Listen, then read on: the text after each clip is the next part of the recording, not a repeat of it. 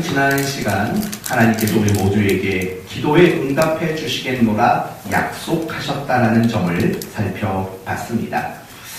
그렇게 약속을 해주셨음에도 불구하고 응답이 없는 이유는 우리를 향한 선하심과 사랑하심 때문이고, 또 한 가지는 우리에게 기도를 응답해 주시면서 우리에게 원하셨던 것들, 우리에게 기대하셨던 이웃을 사랑으로 대접하는 일, 우리가 그 일을 외면하기 때문이다라는 점을 살펴봤습니다. 오늘은 우리가 이런 부분을 살펴보려고 합니다. 그렇다면 하나님이 여러 가지 이유로 우리에게 응답해 주시지 않는다면 그것이 우리에게 과연 해로움이 될 것인가? 그렇지 않다는 겁니다.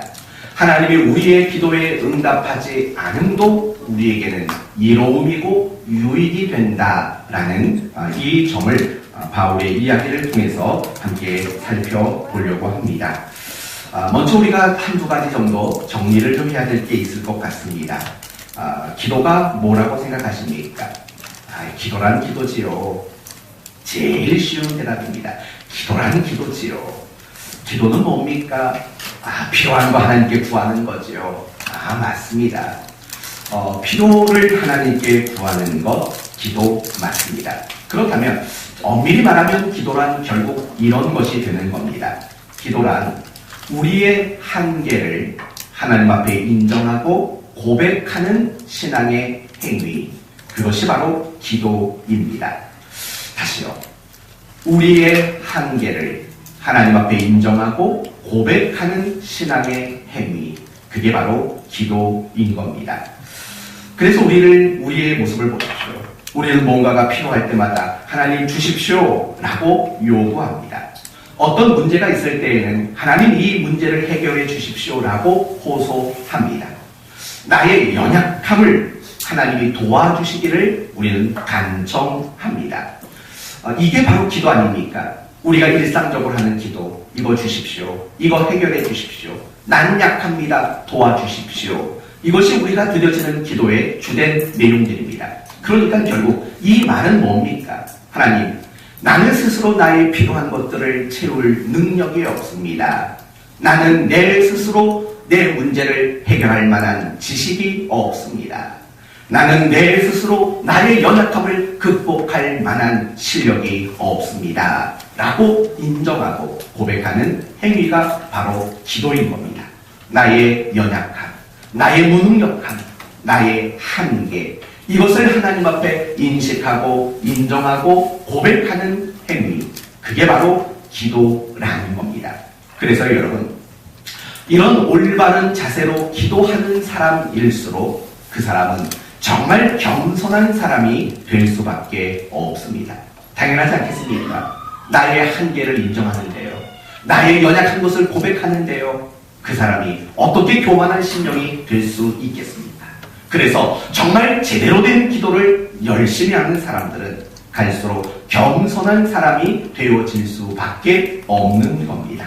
그러나 여러분, 결국 기도라는 것은 나의 한계를 인정하고 고백하는 것이라고 했습니다. 그래서 겸손해질 수밖에 없다고 했습니다. 그런데 뜻밖의 일들이 우리 신앙 안에 일어나는 것들이 참 많습니다. 정말 기도 많이 한다고 자부하는 사람들이 도리어 그 기도가 자신의 한계를 인정하고 고백하는 데 쓰여지는 기도가 아니라 나를 자랑하고 나를 과시하고 심지어는 남을 비판하는 데 그 기도를 써먹는 경우도 사실은 많다라는 겁니다. 그래서 흔히 기도 많이 하는 사람들의 실수는 이런 말을 하는 겁니다. 당신 그렇게 기도 안 해도 되겠어? 라는 말을 합니다. 그리고 이런 말을 합니다. 기도 안 하니까 그런 일이 일어났지? 라고 말을 합니다. 그 말이 맞는 말일 수 있습니다. 그러나 적어도 우리는 그 말을 함부로, 그리고 그렇게 쉽게 할 수 있는 말이 아니라는 것을 우리는 제대로 된 기도를 통해서 배우게 되는 것 아닙니까? 기도는 나의 한계를 인정하는 겁니다. 겸손의 자리로 나가는 겁니다. 기도는 결코 나를 자랑하고 과시하는, 그리고 누군가를 비판하는 도구로, 그래서 나를 교만하게 만드는 도구로 쓰여지는 것이 될 수 없는 겁니다. 사랑하는 성도 여러분, 저는 여러분에게 바랍니다. 여러분이 정말 나의 한계를 인정하고 고백하는 참다운 기도를 드림으로, 나의 한계를 인식하는 자로서 기도를 드림으로 여러분의 심령이 더더욱 겸손해지는 그런 은혜가 여러분에게 임하게 되기를 바랍니다. 또 한 가지 여러분이 아셔야 할 것이 있습니다. 그렇다면 우리의 기도를 들으시고 기도의 유무, 응답의 유무 또는 응답의 내용을 결정하시는 분은 과연 누구일까요? 우리의 기도를 듣고 응답할까 말까, 뭘로 응답할까, 이걸 결정하는 분이 누구일 것 같습니까? 하나님일까요? 내 자신일까요? 하나님이지요. 에이, 그거 누가 몰라요? 아마 다 그런 표정을 짓고 있는 것 같습니다. 그럼요, 그거 누가 모르겠습니까? 기도의 응답을 해줄까 말까 결정하는 건 내가 아닙니다. 하나님입니다. 어떤 방식으로 기도를 응답해 주실 것인가를 결정하는 것도 하나님이십니다. 우리는 이 사실을 모르지 않습니다. 그건 누구나 다 안다고 생각을 합니다. 그런데 우리의 모습을 뒤돌아보면 때로는 우리가 기도의 응답을 결정하는 사람인 양 착각하는 그런 경우들이 얼마나 많은지 모릅니다. 예를 들어서 몇 가지로 설명해 봅시다. 이런 경우입니다. 우리는 흔히 이렇게 말을 합니다. 간절히 기도하면 하나님은 응답해 주신다 라고 우리는 말합니다. 여러분 생각은 어떻습니까? 우리가 간절히 기도하면 하나님은 우리의 기도를 응답해 주실까요? 이 부분을 여러분은 정말 심각하게 고민해 보셔야 합니다. 만약에 이렇게 생각해 보십시오. 내가 간절히 기도했기 때문에 하나님이 기도를 응답하신다고 내가 여긴다면 여러분, 과연 기도 응답을 결정하는 주체는 누가 된다고 생각하십니까? 여러분은 분명히 이렇게 말했습니다. 나의 기도의 응답을 결정하시는 분은 하나님이라고 분명히 아신다고 했습니다. 그러나 내가 간절히 기도하면 하나님이 응답하신다 라고 말한다면 약간 말이 달라지는 겁니다. 내가 간절히 기도했기 때문에 하나님이 응답해 주신다고 여긴다면 어쩌면 그 이야기는 기도의 응답을 결정하는 그 주체자가 나로 뒤바뀔 수 있다는 사실을 우리는 잊지 말아야 합니다. 그러면 여러분은 이렇게 말할 겁니다.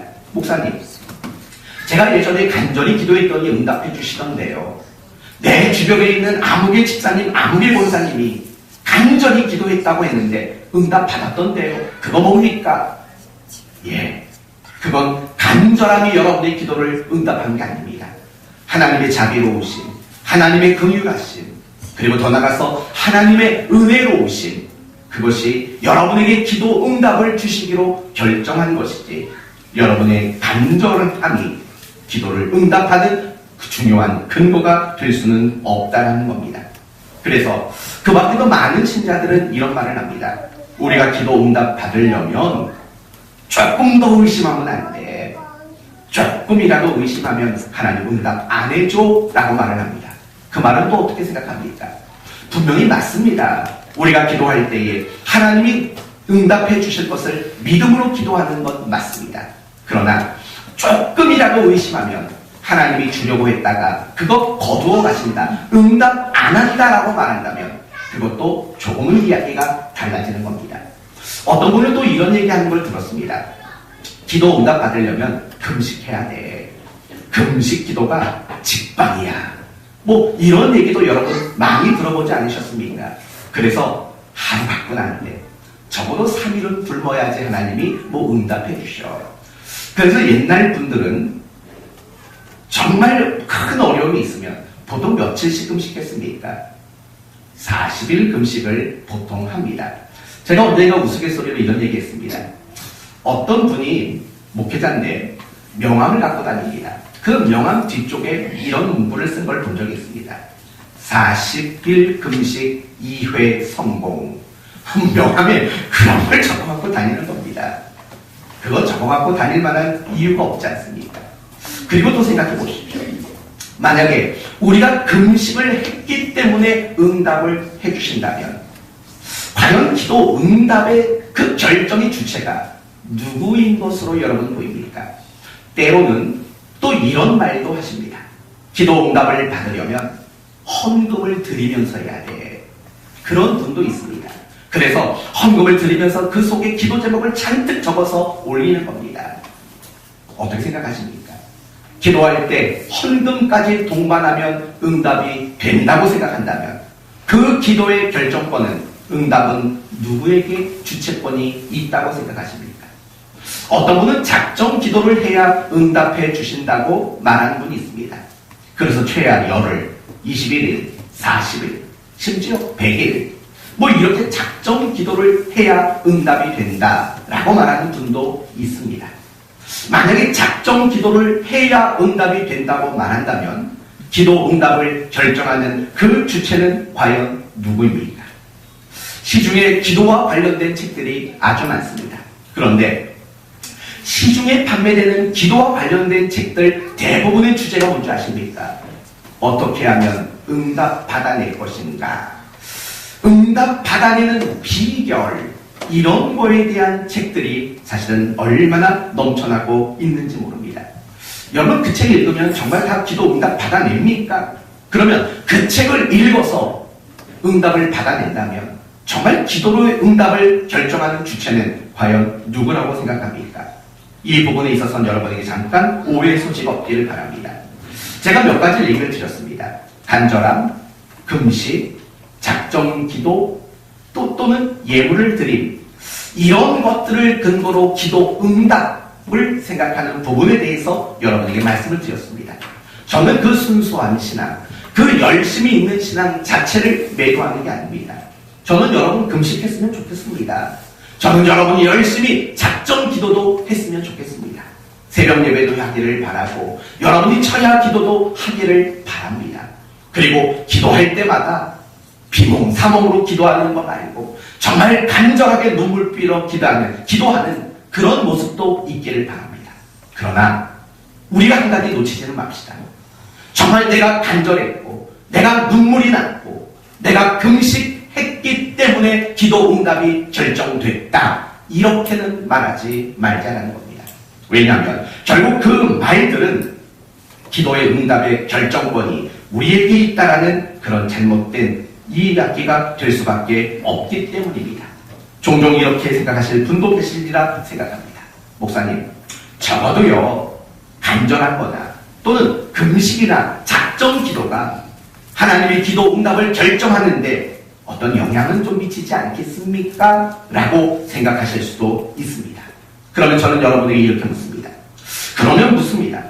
여러분이 기도 응답 받는 것에 있어서 여러분이 응답 받을 만한 자격이 있기 때문에 지금까지 응답을 받아왔습니까? 다시 묻습니다.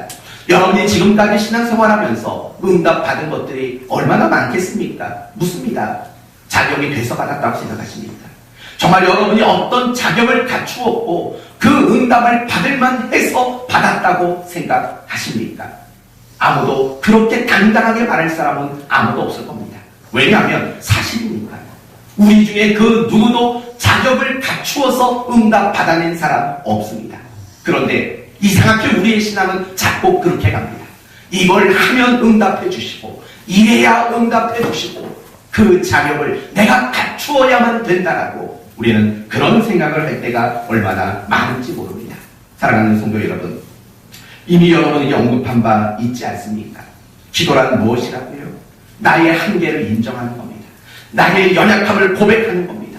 그런데도 불구하고 우리는 여전히 내가 어떤 실력과 어떤 자격을 갖추었기 때문에 그래야만 응답을 받는다고 생각한다는 것은 뭔가 앞뒤가 맞지 않는 것 아닙니까?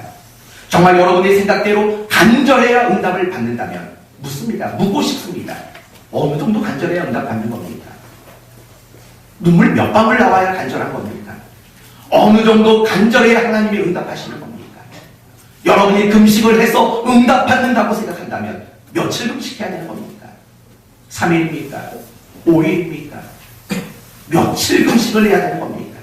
그러면 작정 기도를 해야 응답을 받는다면 며칠을 작정해야 되는 겁니까? 나랑 같이 작정한 사람보다 하루는 더 해야지 응답이 되는 겁니까? 그런 거 아니지 않습니까? 우리의 기도를, 응답을 결정하는 분은 내 자신이 아닙니다. 우리의 어떤 자격도 아니고 우리의 어떤 애절함도 아니고 우리의 어떤 간절함도 아닙니다.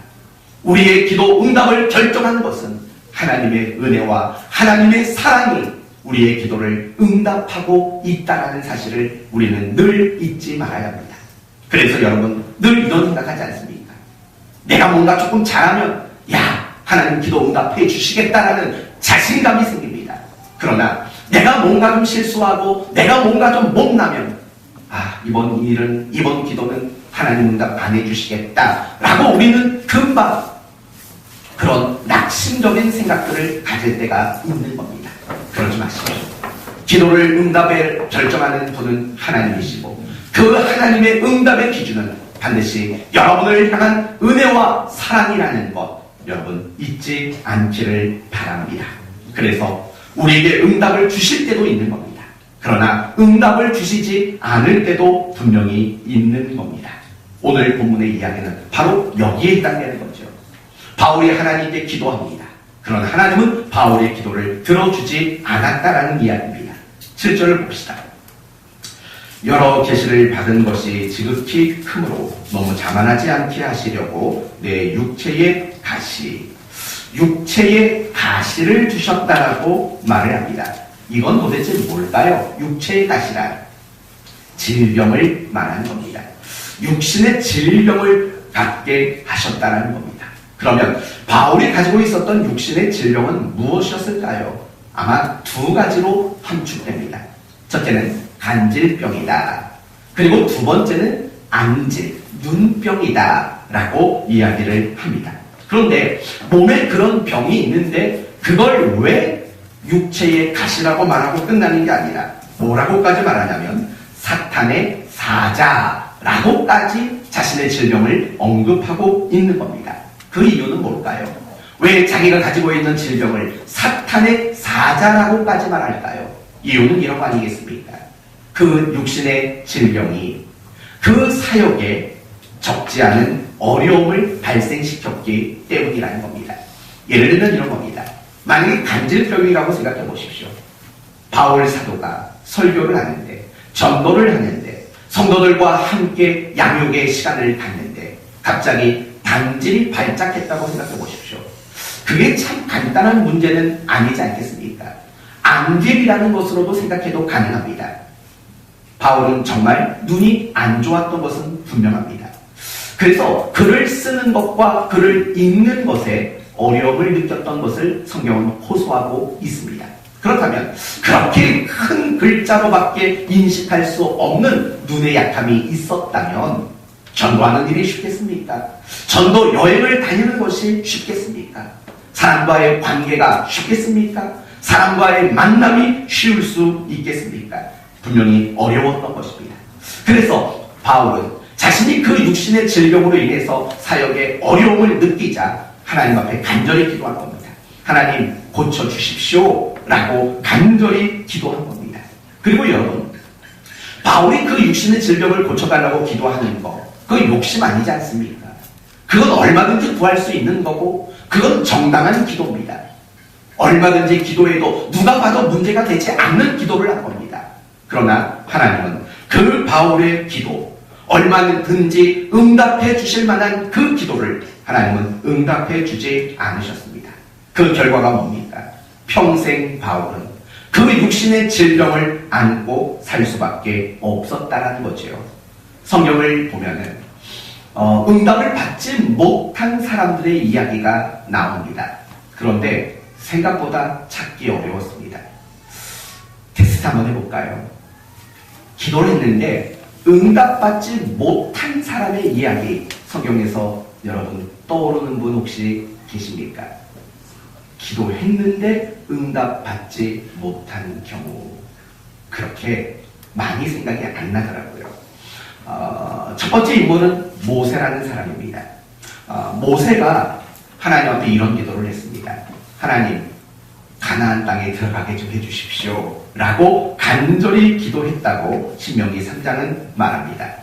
그런데 하나님의 대답이 얼마나 매몰찼는 줄 아십니까? 이렇게 말합니다. 그만해도 족하니 이 일로 다시 내게 말하지 말라. 다시는 그런 기도하지 말아라. 아니, 그렇게 하나님이 응답을 거절하시는 내용이 나옵니다. 또 누가 있을까요? 하박국 선지자. 하박국 선지자가 하나님께 이렇게 기도합니다. 하나님, 하나님이 선택한 거룩한 백성들 중에 이렇게 악함이 있는데 왜 내버려 두십니까? 기도를 합니다. 그러자 하나님은 그렇지 않아도 내가 그 이스라엘 백성의 악함을 제거할 만한 도구를 준비했다. 그 도구는 바로 갈대아 사람이다. 라고 말을 합니다. 이 이야기를 듣고 하박국 선지자가 깜짝 놀랍니다. 뭐라고요? 아니, 하나님의 백성 선민을 다스리는 도구로 할례받지 못한 이방인을 쓰시겠다고요? 말도 안 됩니다. 그러지 마십시오. 라고 얼마나 간절히 기도하는지 모릅니다. 그런데 결국은 하나님은 하박국 선지자의 그 기도를 응답해 주지 않으셨습니다. 예수님의 기도도 어떤 면에서는 응답받지 못한 기도를 하셨습니다. 겟세마네 동산에서 예수님은 이렇게 기도합니다. 이 잔을 내게서 지나가게 하옵소서 라고 3번 기도하셨습니다. 그러나 결과는 하나님이 예수님의 기도에 응답하지 않으셨습니다. 이게 성경에 나오는 사람들만의 이야기일 것 같습니까? 우리의 이야기입니다. 우리도 하나님 앞에 기도하면 하나님이 우리의 기도를 들어주십니다. 얼마나 기분 좋은지 모릅니다. 얼마나 감사한지 모릅니다. 그런데 여러분, 적지 않은 기도 가운데에는 응답받지 못한 기도도 사실은 얼마나 많은지 모릅니다. 어쩌면은요, 지금 이 자리에 여러분의 가슴 속에는요, 하나님께 응답받지 못한 기도 제목 적어도 1-2가지 이상쯤은 다 가지고 있지 않겠습니까? 분명히 조금만 생각해보면 내가 하나님께 응답받지 못한 그 기도 제목들이 여러분의 마음속에는 다 있을 겁니다. 이제 본론으로 들어가 봅시다. 그렇다면 하나님은 왜 우리의 기도에 응답해 주지 않으실까요? 결론은 간단합니다. 응답해 주시지 않는 것이 우리에게 이롭기 때문입니다. 우리에게 응답해 주지 않으시는 것이 우리에게는 더 유익하기 때문입니다. 사랑하는 성도 여러분, 하나님이 우리에게 기도를 응답해 주시는 것도 이로운 것입니다. 그러나 반대로 하나님이 우리의 기도에 응답하지 않으시는 것도 우리의 이로움 때문입니다. 왜냐하면 하나님이 우리에게 응답을 결정하시는 이유가 사랑이기 때문입니다. 항상 우리의 유익, 우리의 이로움을 생각하며 하나님은 응답을 결정하시는 분이기 때문입니다.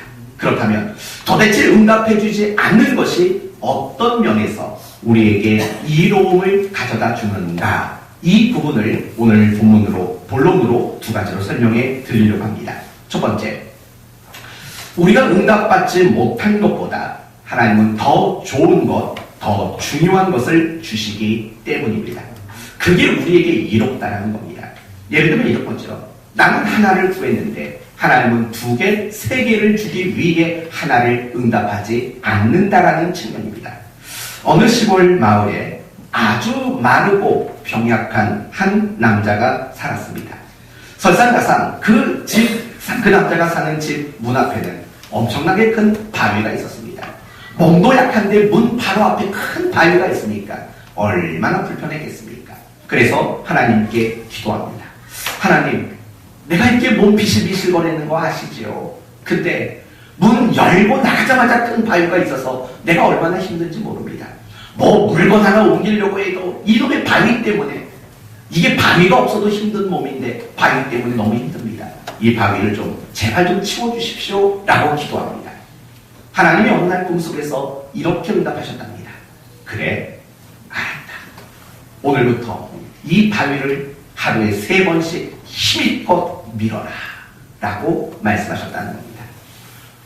하나님이 이 바위를 치워주시려나 보다 라는 그런 기대감을 가지고 매일매일 바위를 힘있게 3번씩 밀었다는 겁니다. 그렇게 6개월을 밀었습니다. 내가 얼마나 이 바위를 밀었나 궁금해서 한번 계산을 해봤습니다. 근데 이 바위는 단 1cm도 옮겨지지 않았다는 겁니다. 순간 절망이 된 겁니다. 그리고 하나님께 다시 기도합니다. 뭡니까? 내가 정말 하나님 하라는 대로 6개월 동안 그렇게 열심히 바위를 밀었는데 이거 1cm도 안 움직였는데 이게 뭡니까? 라고 원망하고 불평했답니다. 그때 하나님이 이렇게 말했다죠. 가서 거울을 봐라. 그랬더니 어떤 몸이 됐습니까? 근육질의 몸이 되어버렸다는 거 아닙니까? 누가 지어낸 얘기니까 너무 이게 앞뒤가 안 맞는데요. 어떻게 그럴 수 있습니까? 6개월 동안 겨우 거울을 안 봤다는 말입니까? 뭐 이런 말 하지 마시고 여러분의 이해를 돕게 하는 이야기일 뿐인 겁니다.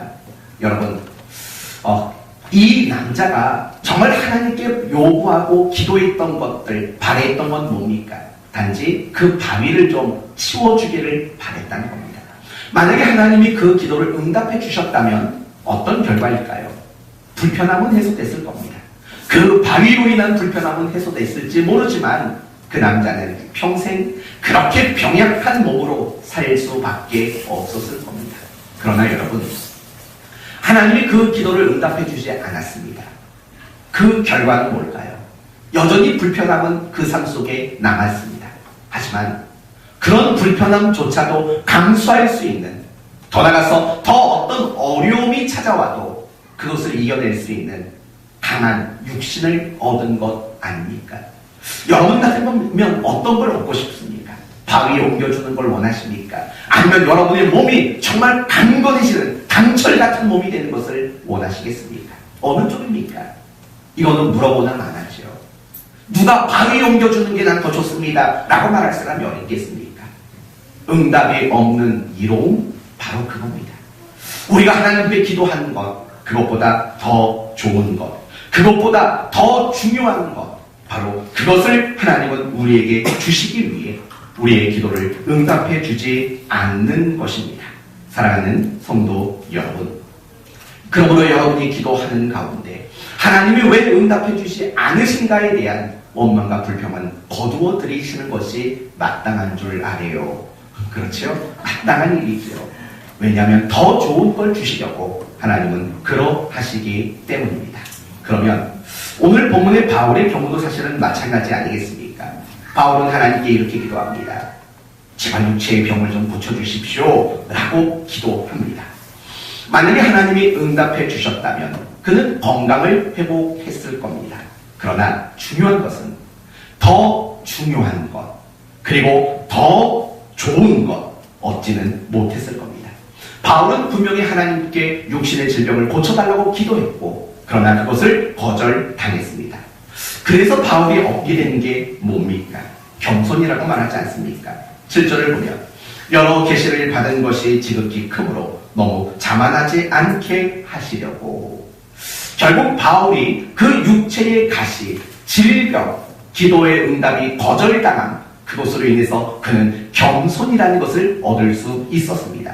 거기에서 끝나지 않습니다. 9절 말씀을 보면 나에게 이르기를 내 은혜가 내게 족하도다. 이는 내 능력이 약한 데서 온전하여 짐이라 하신지라. 그러므로 도리어 크게 기뻐함으로 나의 여러 약한 것들에 대하여 자랑하리니 이는 그리스도의 능력이 내게 머물게 하려 함이라. 무슨 말입니까? 그 육신의 질병이 결국에는 그리스도의 능력을 내게 머물도록 만드는 원인이었다는 겁니다. 10절 그러므로 내가 그리스도를 위하여 약한 것들과 능욕과 궁핍과 박해와 곤고를 기뻐하노니 이는 내가 약한 그때에 강함이라. 무슨 말이죠? 하나님이 일하는 방법을 배웠다는 겁니다.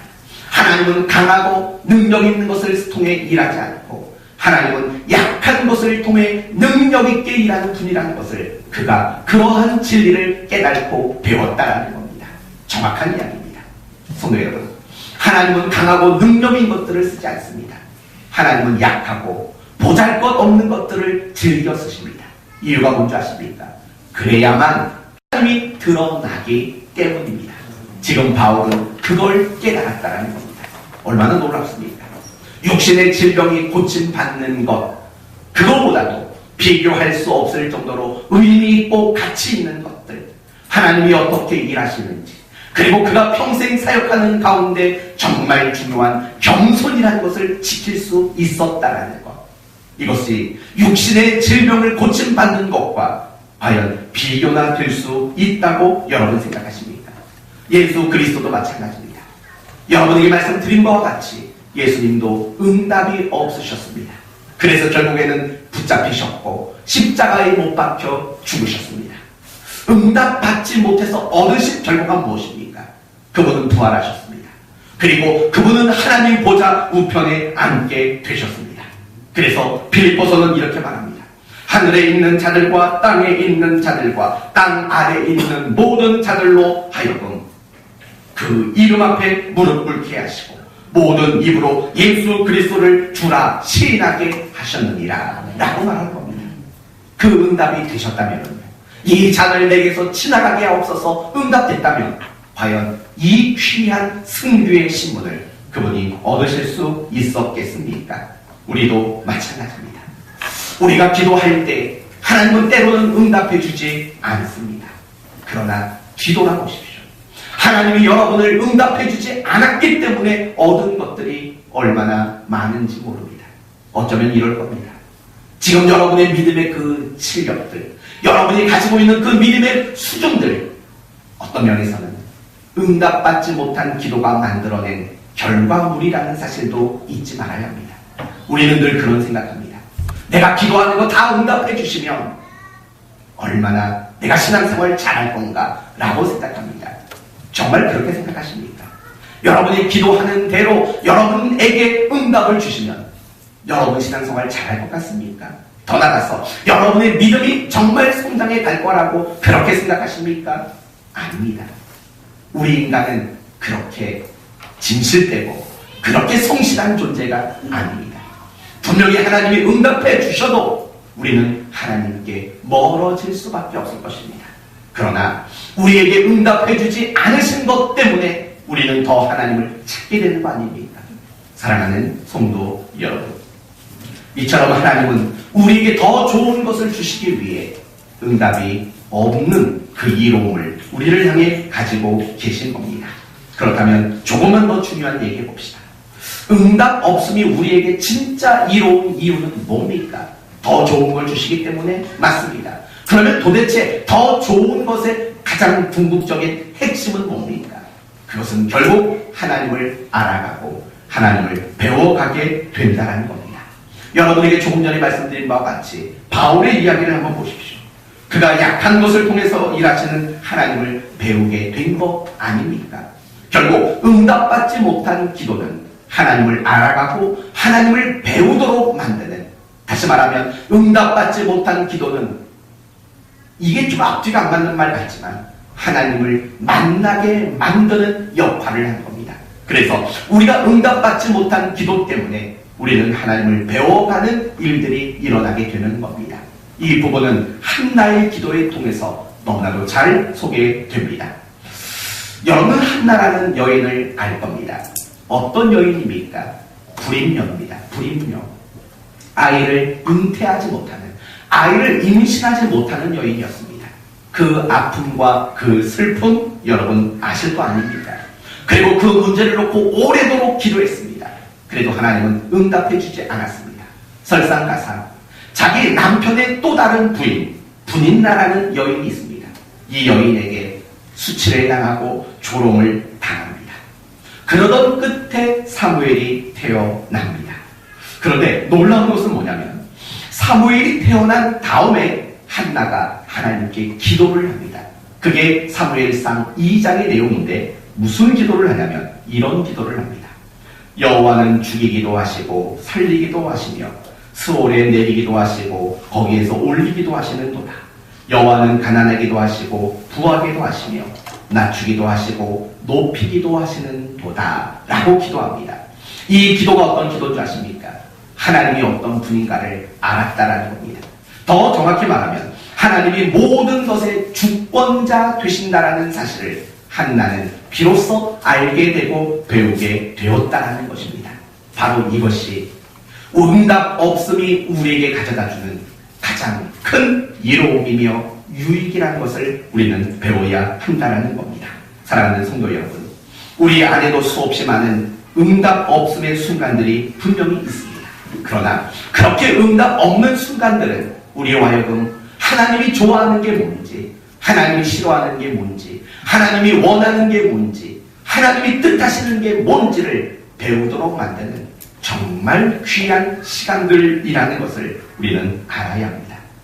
고난이 우리의 믿음을 성장시킨다라는 거 여러분 중에 부인할 사람 아무도 없습니다. 마찬가지입니다. 그와 똑같은 원리인 겁니다.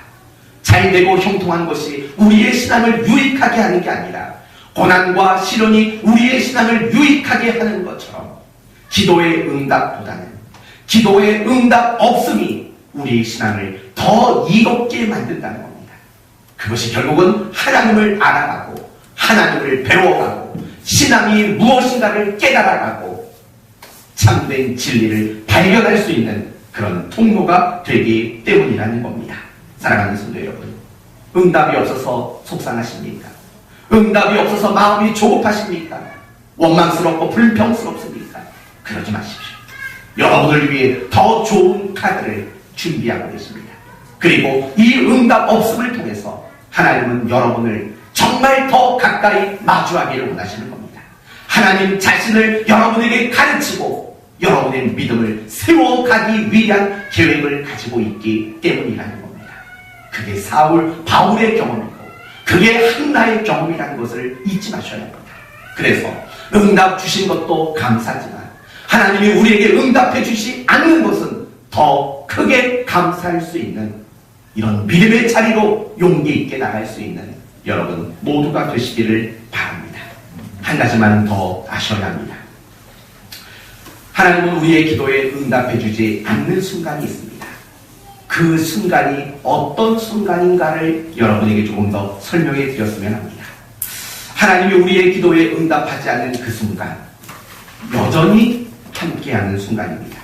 여전히 우리를 인도하시는 순간이고, 여전히 우리를 다스리는 순간이고, 여전히 우리를 위하시는 순간이라는 사실을 우리는 한순간도 잊지 마십시오. 아브라함에게 하나님은 아들을 주시겠다고 약속하셨습니다. 그래놓고 25년 동안 안 주셨습니다. 그러면 그 25년은 하나님이 아브라함을 떠난 시간이었습니까? 아닙니다. 그러면 그 25년은 하나님이 아브라함을 외면하셨던 시간입니까? 아닙니다. 그러면 그 25년은 하나님이 아브라함을 인도하지 않았던 시간입니까? 아닙니다. 그 25년은 하나님이 아브라함을 위하지 않은 시간이었습니까? 아닙니다. 비록 응답이 없는 25년의 시간이었지만 여전히 하나님은 아브라함과 함께했고 그를 위하셨고 그를 인도하셨습니다. 우리도 똑같다는 이야기 아니겠습니까? 순교라는 걸 생각해 보십시오. 여러분, 순교라는 말 자체는 어떤 면에서 응답되지 않았다는 뜻입니다. 그렇죠. 응답되었다면 왜 세상에 순교가 일어나겠습니까? 누군가가 기도하겠죠. 하나님, 저분이 순교당하지 않도록 도와주시고 좀 살려주십시오. 기도할 거 아닙니까? 근데 그 기도가 응답 안 되니까 순교가 일어나는 거 아닙니까? 그런데 생각해 보셔야 합니다. 순교를 당한다고 해서 하나님이 일을 중단하셨다는 뜻입니까? 순교가 일어났다고 해서 하나님이 손을 놔버렸다고 여러분 여겨지십니까? 아닙니다. 기독교 역사를 보십시오. 기독교 역사가 지금까지 전해질 수 있었던 것, 복음이 지금까지 이곳에 임할 수 있었던 이유가 뭡니까? 순교자들이 있었기 때문입니다. 그러니까 결국 그 순교는 응답 없음의 시간임에도 불구하고 하나님은 여전히 이 땅에서 복음으로 역사하는 일을 멈추지 않았다는 뜻이 되는 것 아니겠습니까? 우리는 이런 오해를 갖는다는 겁니다. 하나님이 내 기도를 응답하지 않으면 마치 내게서 떠난 것처럼 생각하는 겁니다. 하나님이 내 기도를 응답하지 않으면 하나님이 나를 외면하고 있다고 생각하는 겁니다. 하나님이 내 기도를 들어주지 않으면 하나님이 나를 싫어하시나 보다 라고 생각한다는 겁니다. 아닙니다. 여러분이 10개의 기도를 했는데 하나님이 10개의 기도를 다 응답하지 않아도 하나님은 여러분을 여전히 사랑하시고 여러분을 위하고 계신다는 것입니다. 우리가 이 믿음을 놓치지 않아야 합니다. 이 확신을 잃지 말아야 한다는 것입니다. 어떤 꼬마 아이가 작은 꽃씨를 손바닥 위에 올려놓고 정원을 돌아다니는 겁니다. 그러다 그만 자빠졌습니다. 그래서 이 작은 씨앗들이 땅속에 묻혀버렸습니다. 이 씨앗을 찾을래야 찾을 수가 없는 겁니다. 씨앗을 잃어버렸다라는 속상함 때문에 이 아이는 울었습니다. 며칠을 그 속상함 때문에 괴로워했습니다.